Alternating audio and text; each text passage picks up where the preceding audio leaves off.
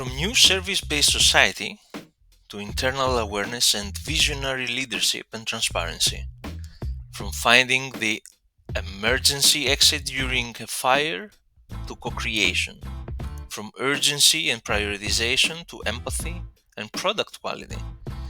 Fulfilling your purpose when you are in your natural best.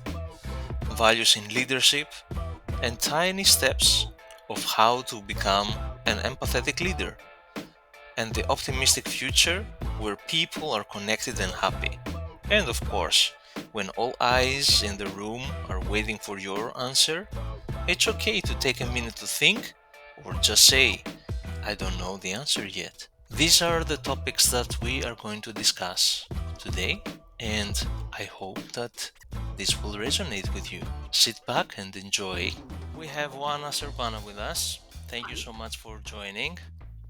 And it's really interesting how we two have met.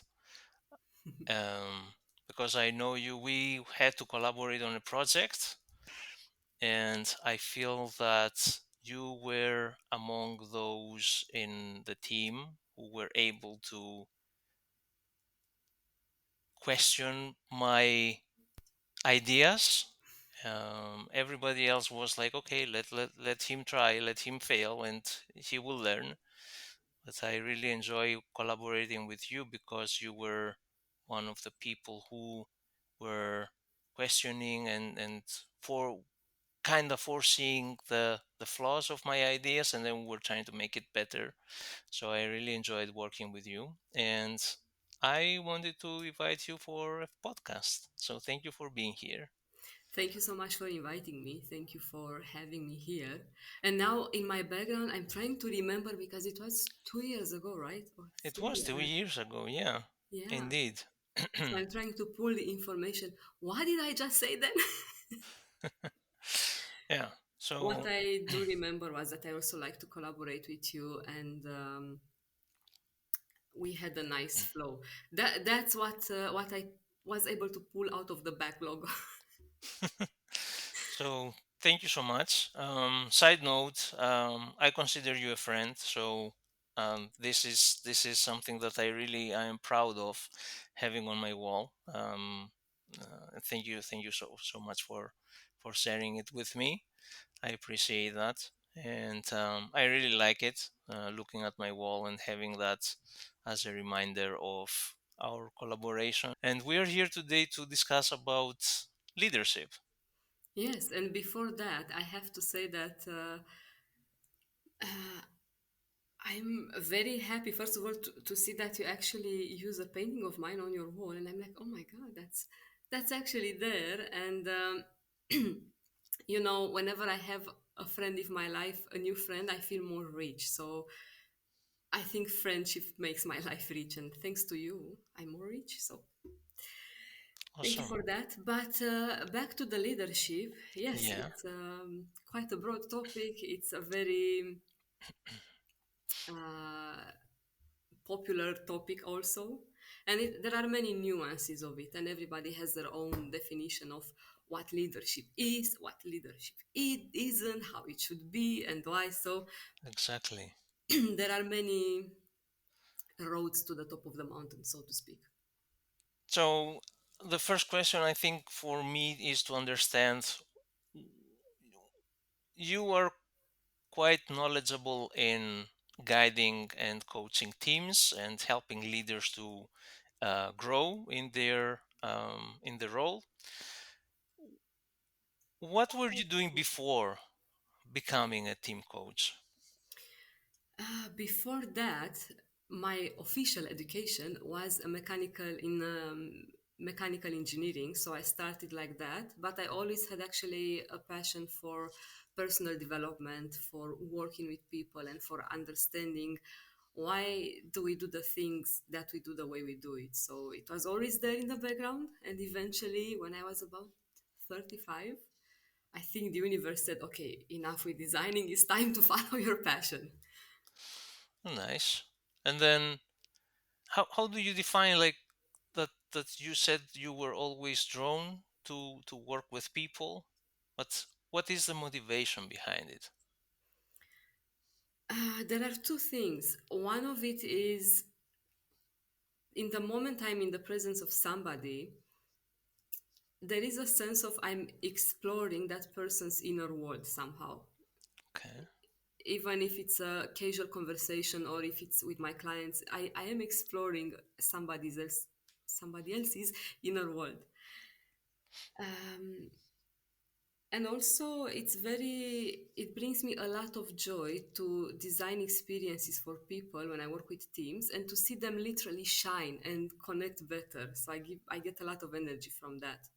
So I think working with people for me is this exploration and the witnessing of people shining and connecting, Nice. if that makes sense.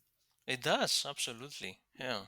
And I think that now that you're explaining, I can see that energy when we were collaborating. I was able to see that energy. So, um,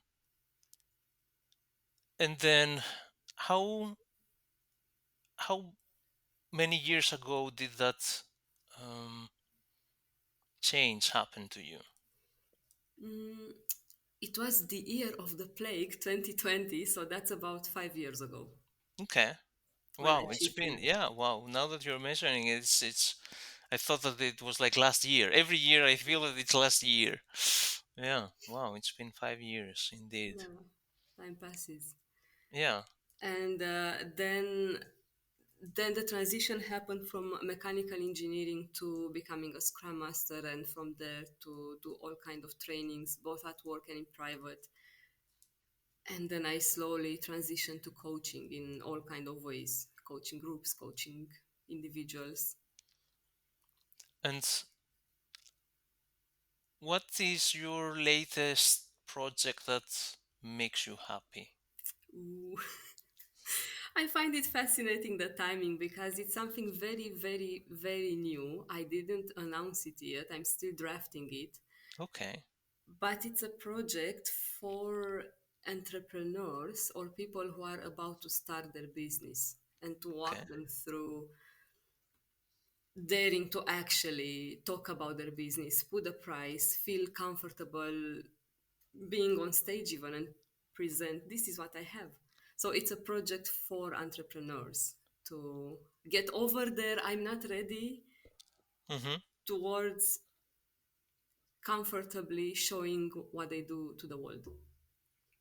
Okay, that's an interesting topic because I think that we are transitioning. We are in the age of transition now, and I feel that people are um, well, we are going to go back to where we were like 300 years ago, and let me explain with that is um, we are going to have the same unemployment rates as 300 years ago. There was no employment back then.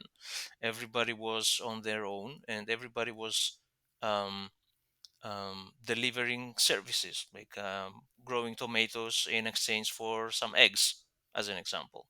So that was a service-based society, and there was no a big colossal company who owning 40,000 people delivering for that company, right? So I feel that we transitioning to the point that everybody will be serving the society directly.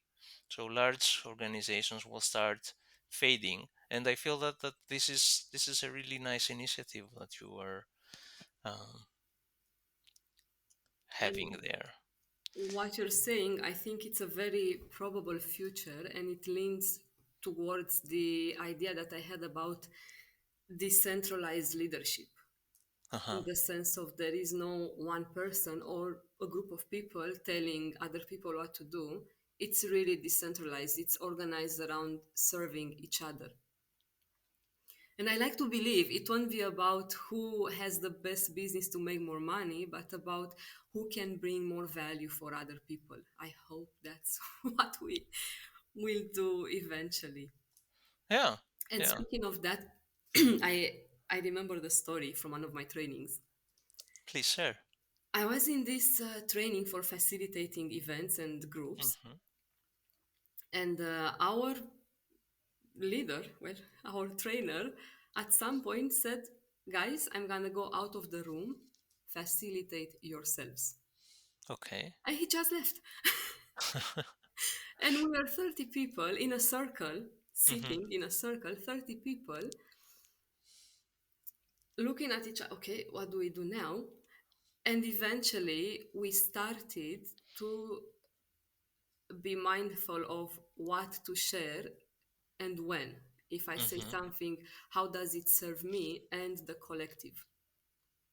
If Mhm. something goes off track for myself or for others, how do each of us correct the course? Mhm. So there was no leader. All of us were doing it together, and we were not leading each other. We were co-creating. Okay, that's interesting because the assumption here should be that when one leader, the facilitator, steps out, the most likely few other among the group will try to take the place, and there might be like a competition. So who will start leading? But what you're saying is quite interesting. What was the background of the people in there? Was everybody like coaches or?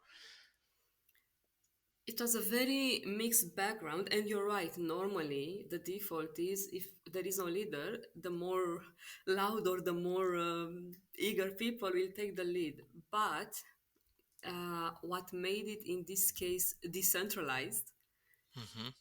and what made us actually function without a leader was attunement. And what does that mean? It means that, in the sense that, and we were trained, all of us, we were groomed to that moment. Uh-huh. We were trained to connect with what is happening in myself. What do Mhm. I need in this moment? Mhm. And as I hold that, how can I still feel the others and be aware of where they are at? And how can we dance together? So we were trained to attune to ourselves and to each other. And having this attunement doesn't really give room for somebody to take over, because they are too connected with themselves and too Mhm. connected with how others are moving to Yeah. just, okay, now let's go my way or highway. Yeah. Wow. That's so interesting. So you're talking about self-awareness, which is I think one of the most powerful starting points for a good leadership. And then the second thing is social awareness. How do you react to the environment around you? And then on top of that, the situational awareness, which is like even further than the two previous awareness that I mentioned. So how how do we find ourselves in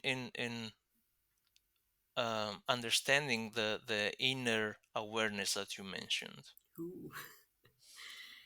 Um, I actually, my first impulse was to say that I don't have an answer. That was my first. Okay, so let's step one step back. So if I have no idea what internal awareness is, and I'm starting as a new leader, I just got promoted as a new leader, and I don't know where to start. Hmm.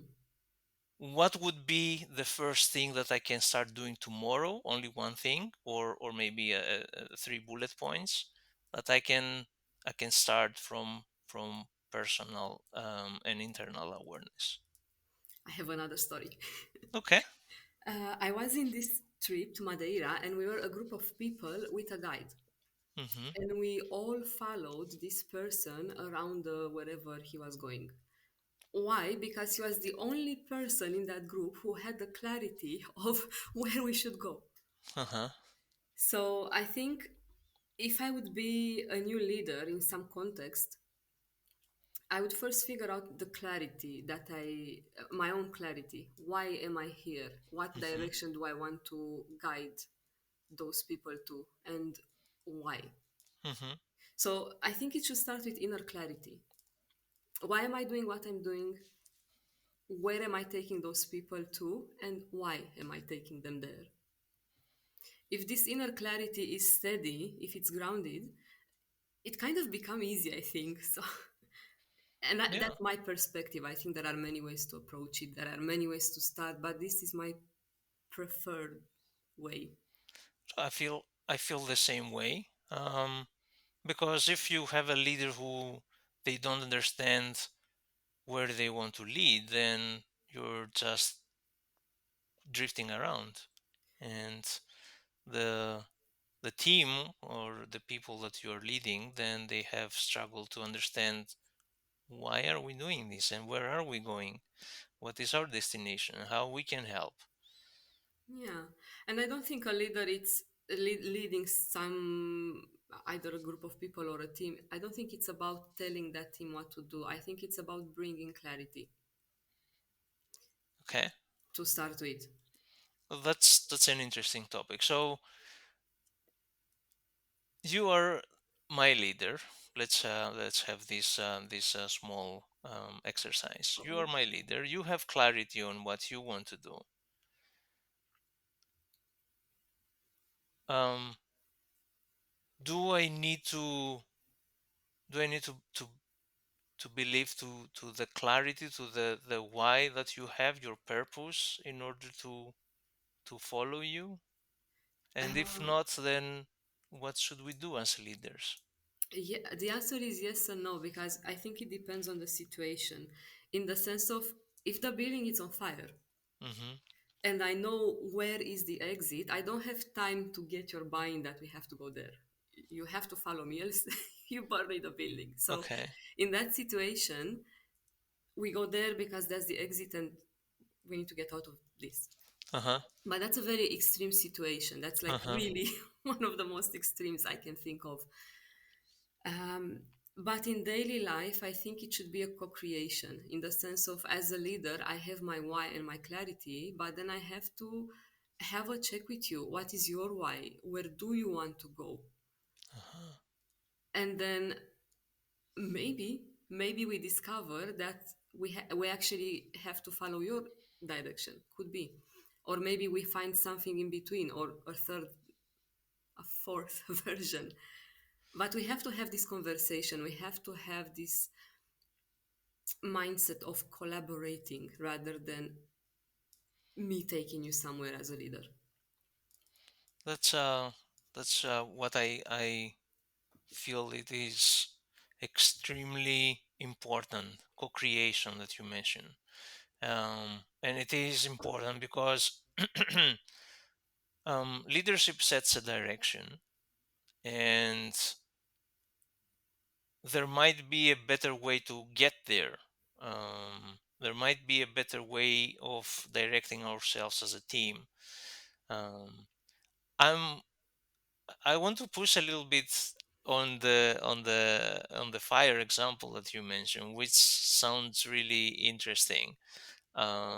It is a normal reaction to when I see the fire, and I don't know where the exit is. You can help me find my exit. So you give me a direction.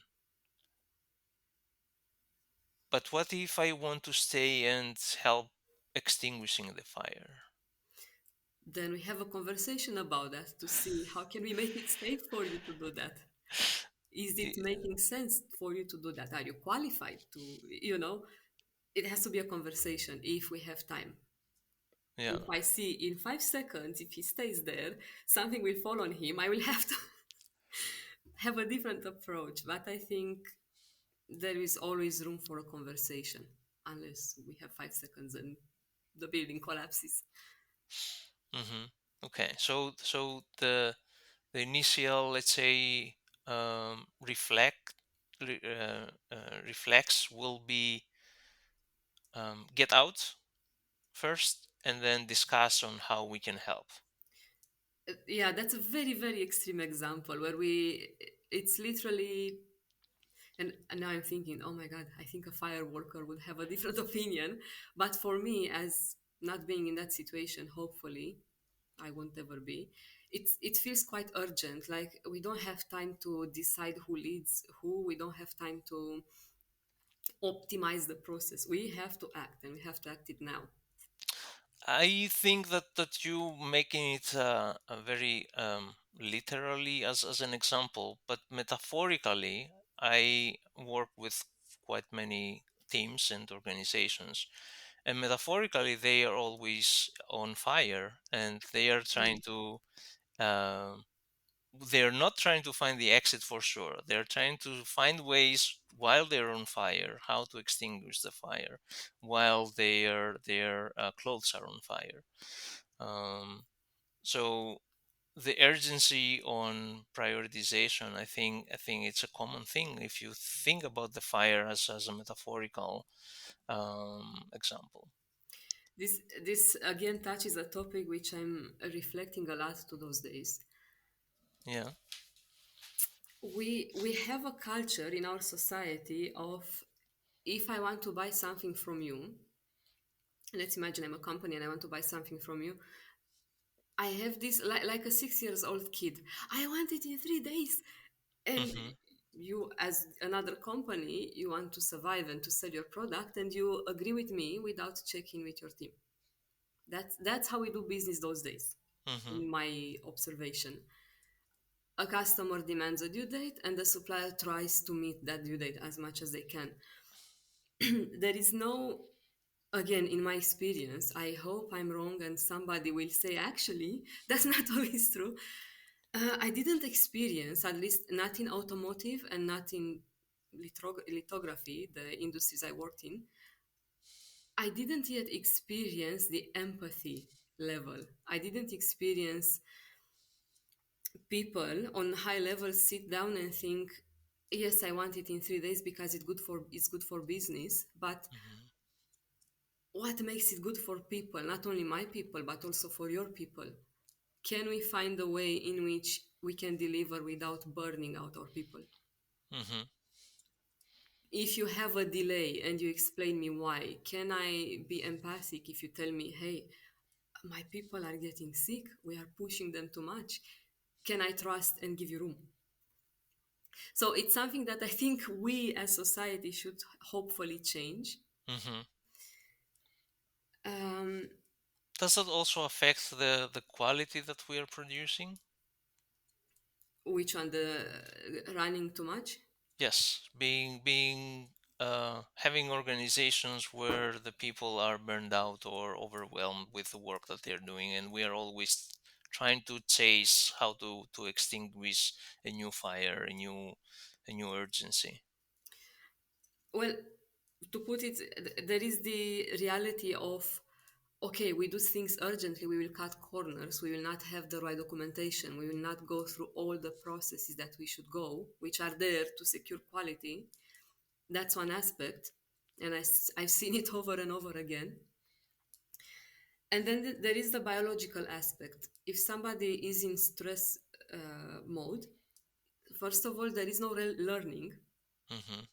If I'm in flight or fight or freeze or whatever, I can't really learn. That's one. And second, if I'm stressed, my capacity gets very, very limited and a little bit of a tunnel vision. So I can't Mm-hmm. properly decide the right things.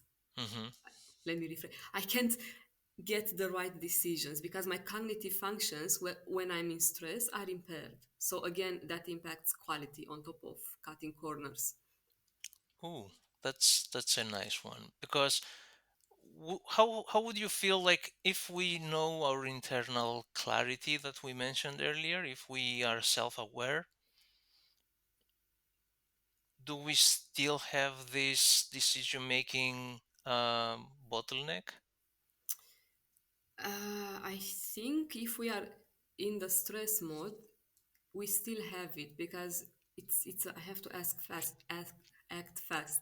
Mm-hmm. We don't think properly, unfortunately, when we are in that mode.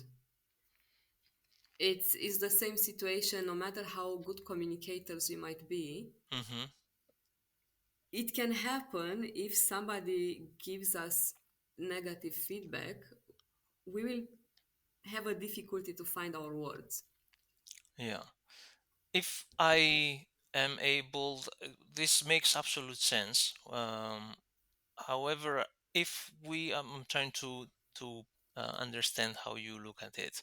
If we are able to understand ourselves, internal awareness, and we know how we can create this environment that you mentioned, because you mentioned like we are not in the environment around us is not properly set up so that we can excel. um, if we know our purpose and we know how we can excel in the environment that suits our purpose, do we still um, make wrong decisions under pressure? It's biological. It's we can't really help it. I don't want to put it like it's a rule. If you're Hmm. stressed, you make always bad decisions. But let's say the chances are higher. Yeah. No, I'm not saying what you're saying is exactly to the point. And we see it. I don't think that if we have any large example, maybe 99.99% of all leadership in the world, except I don't know, maybe Mother Teresa or Gandhi, maybe they have different opinion about that. Um, but is there a way to train ourselves so that we can um, exit this situation? So when everything is on fire around us, instead of me trying to extinguish the fire, I can create the environment. I can find the exit first. I can be in the environment that I can think, how can I help later? Well,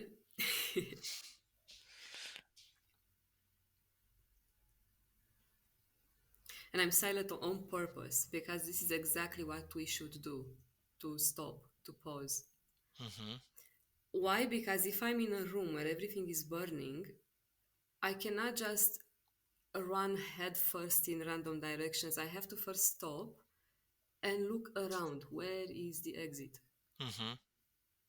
I cannot just start running because where am I running to? Where do I go? Hmm.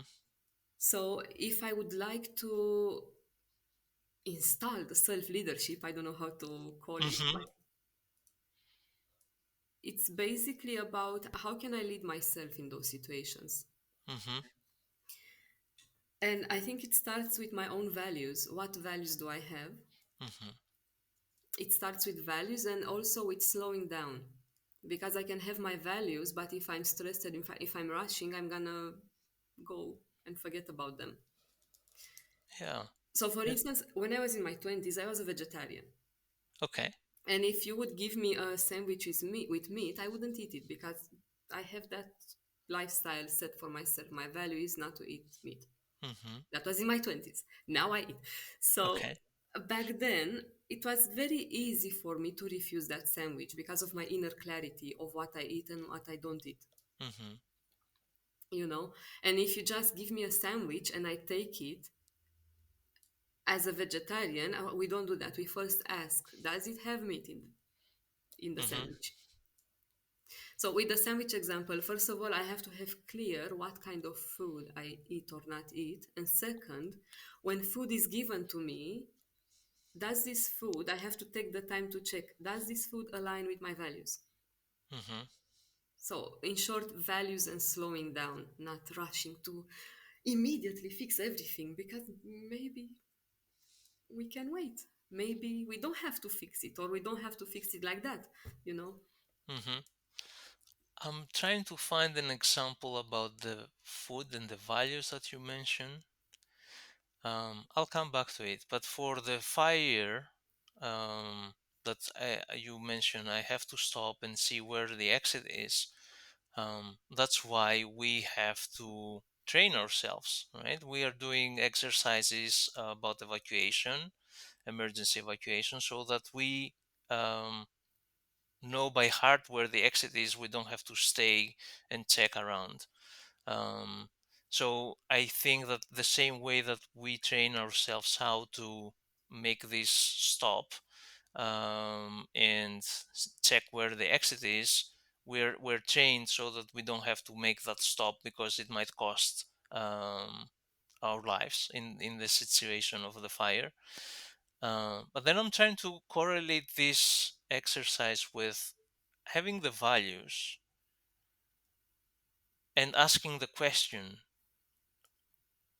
And I'm not sure if it can come naturally, right? You have to be mindful first if the food that someone is offering to me has meat in it or not, and then train yourself, understand yourself that this is my value. I would like to understand if there is meat in there or not.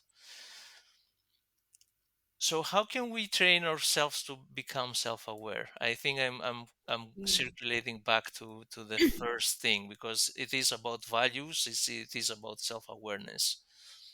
Yeah, and I realize my first instinct to say I don't know is because it depends from person to person where they start. And some people, to become self-aware, some people they just start with meditation. That's Mhm. that's one way. Other people they start by journaling. Mhm. Other people start by connecting with their body. Mhm. Okay, I'm angry. Where do I feel that in my body? Mhm. And actually, that's a second step that other people do, because other people start with noticing their feelings, because we are not also trained to be aware, am I angry, am I happy, am I sad, mad, glad. Mhm. We even classify feelings as positive and negative, and actually they Mhm. are just feelings. And a lot of us rationalize, so it has to start somewhere, either with the body or with how we feel or with how we think, awareness on one of those levels, Mhm. and hopefully it will ripple to the other two. And I'm trying now to explain it in a way which is not woo, Uh-huh. and in a way which is simple. But maybe it could start with a simple question of, I'm sitting on this chair. Mhm. What do I need right now? It can be as simple as that for many of us. And in the moment I pause and ask, what do I need right now? Mhm. Hopefully, I will become aware that I maybe need to drink a tea, or maybe I need to move a bit, or whatever somebody has. Or maybe, oh, I need some breaks. I need to cancel a few meetings. Wow, I don't know why I'm looking it on that angle, but everything that you are portraying here goes back to train ourselves because it is a habit. And Yeah. this thought, like if we don't have it, right? If I have like a million things on my desk, I will be 100% distracted, and knowing that about myself. But I train myself in such a way so my desk is completely empty when I work, so that I am focused to what I'm doing. Otherwise I will be distracted. My phone is like 3 meters away right now. Mm. And um, I think this is something that exactly to your point. I sit down and I said, okay, if I have my phone like on my reach, then I cannot work. So what should I do? And then sit back and self explore, create that awareness. So whenever I say, okay, now I will work for 2 hours straight, I'll put my phone on the side, I'll put everything, my notes, or I will need only a blank piece of paper in front of me so that I can write down what I need. So I think that it is very powerful to um, question what do we need and how we can create that environment so that we can feel fulfilled and be at our best. um, I think I have two more questions. Do you have to add something on what I just said? First of all, I think you're right. It's a matter of habit, and we have some habits by default. We learn them as children, and we carry on about our day with those habits, and we need to update some of them often. Mhm. That was the first thing. And second, do you have a cat? A cut, Yes, which is a cat. distracting. No, because if I have an empty desk, at least one of my cats will come and check what's happening here. Can I lay down? Uh-huh. Speaking of distractions. Yeah, yeah. Well, cats are really really against letting you stay focused. Depends. Yeah. They Um, can also help decompress, so then I have better focus later. Different that's story. that's true. Yeah. But you can keep them out of the room, and then whenever you need them, you can go and help them or help yourself. Um, so one of the two questions that I have is there anything that we as leaders can do for others to help themselves find their inner awareness, find their values, and create the environment of their feel fulfilled and energized? Hmm. Let me think for a bit, because Yeah. I have many pop-ups now.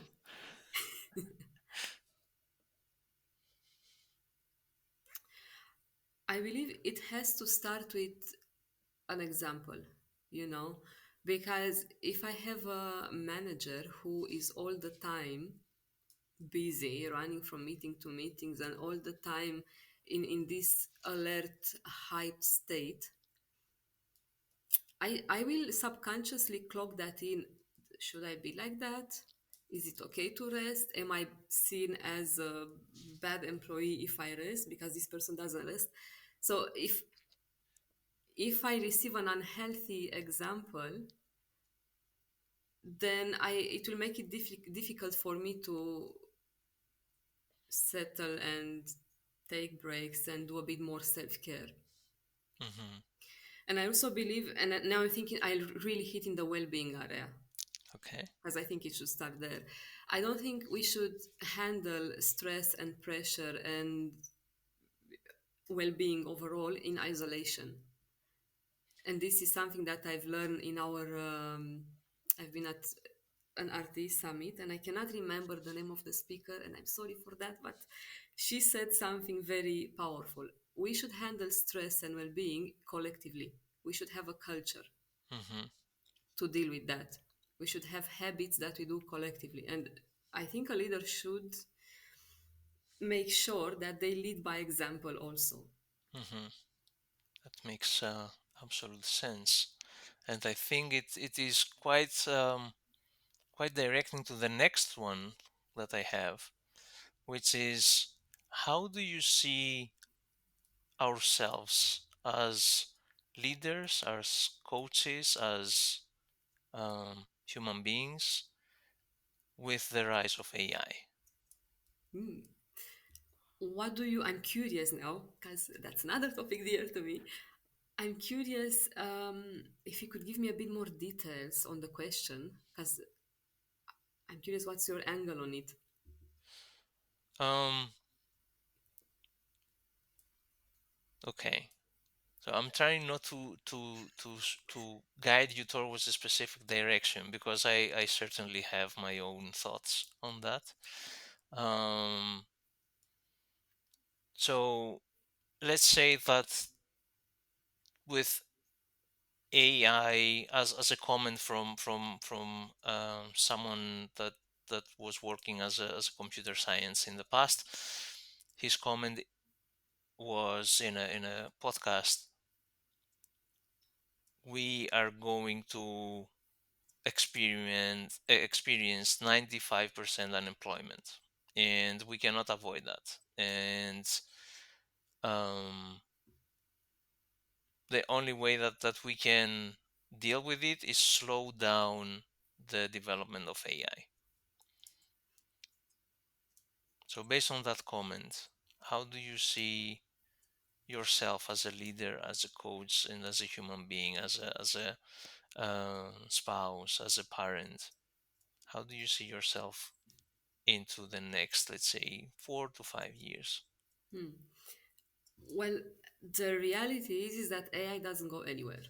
Hmm. It's here and it's here to stay. And if AI could clean up my house, and cook and do the admin for me, by all means.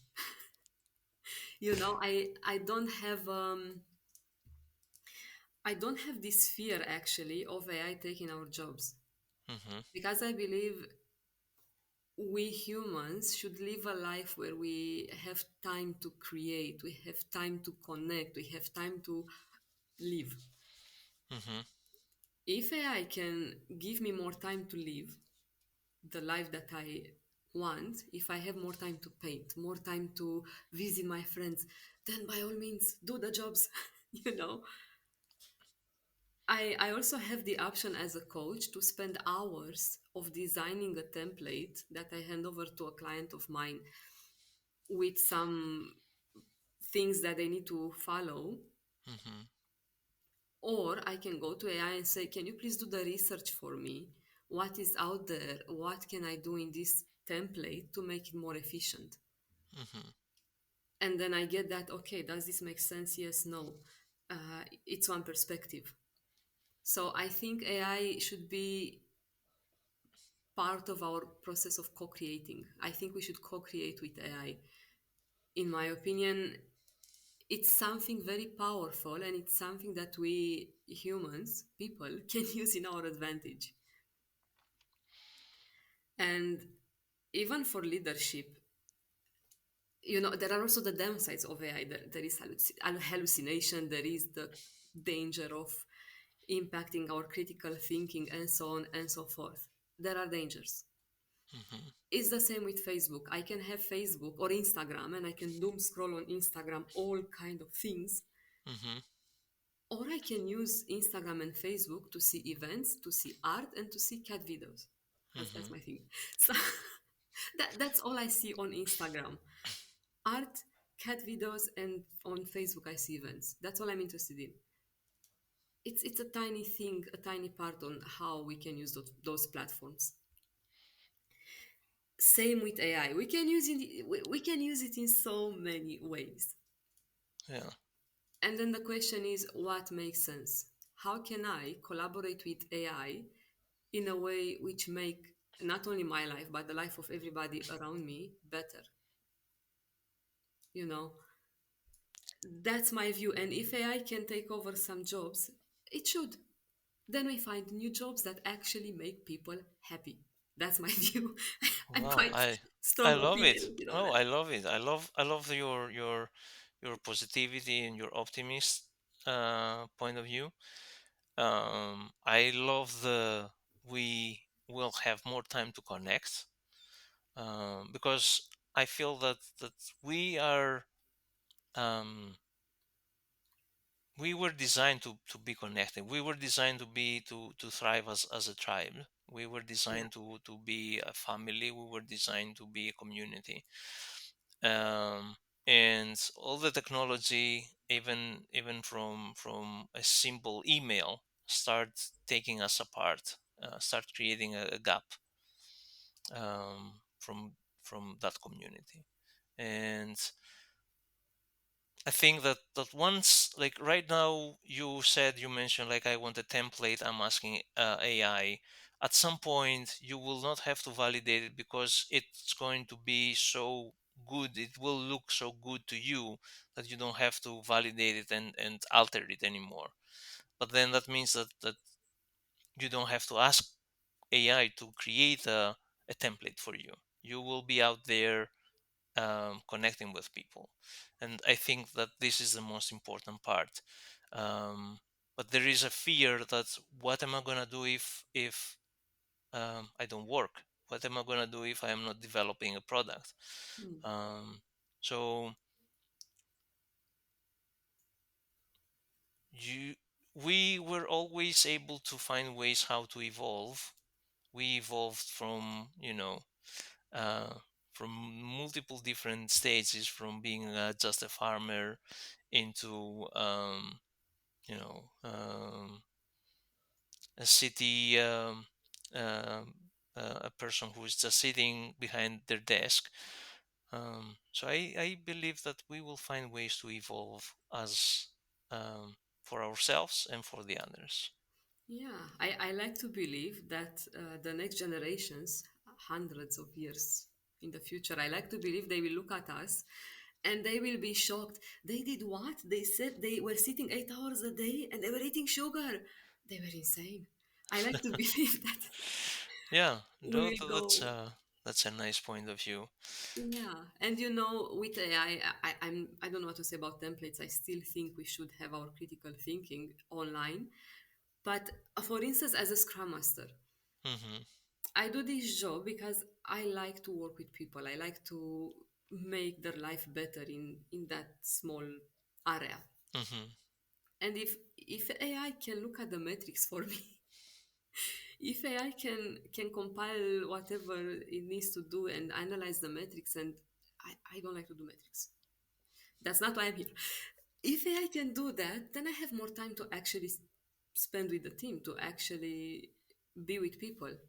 Yeah, exactly. As the team is not about metrics, it's about people. Yeah. Give AI the metrics, give me the people, and then we are both happy. You know, Yeah, yeah.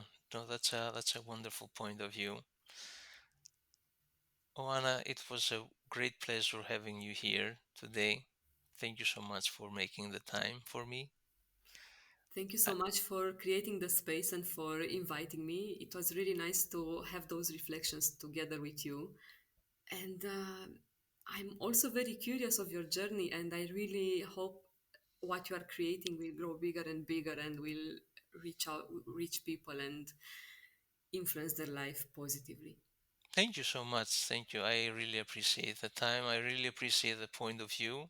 And yeah, well, enjoy.